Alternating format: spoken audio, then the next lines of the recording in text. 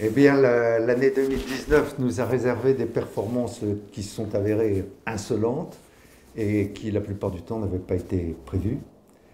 Je pense que si l'on tente d'anticiper ce qui peut se passer en 2020, on se retrouve face à le difficile art de prévoir, parce qu'en finale, vous connaissez l'essentiel du message, à savoir qu'il est impossible de prévoir, ce que beaucoup soit ne savent pas, soit feignent d'ignorer.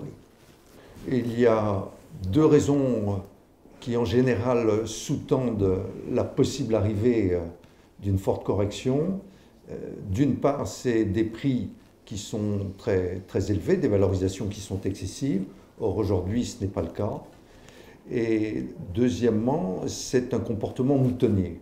Or, aujourd'hui, il existe encore sur le marché nombre d'intervenants qui sont suffisamment dubitatifs pour qu'il n'y ait pas de grands courants moutonniers et excessifs à l'origine d'une correction soudaine.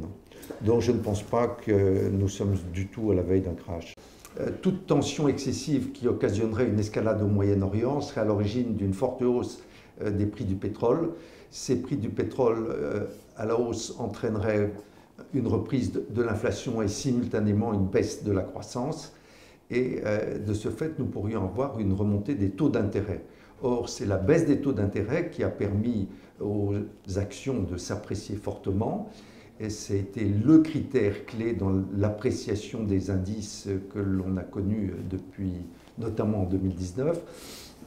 Et de ce fait, on connaîtrait un petit peu le mouvement inverse. Et ceci pourrait se solder par une spirale très défavorable aux actions. Au final, je crois que nous sommes en présence de variables relativement saines. Nous avons une croissance qui se reprend doucement, qui est un peu timide, mais qui est présente, qui est là.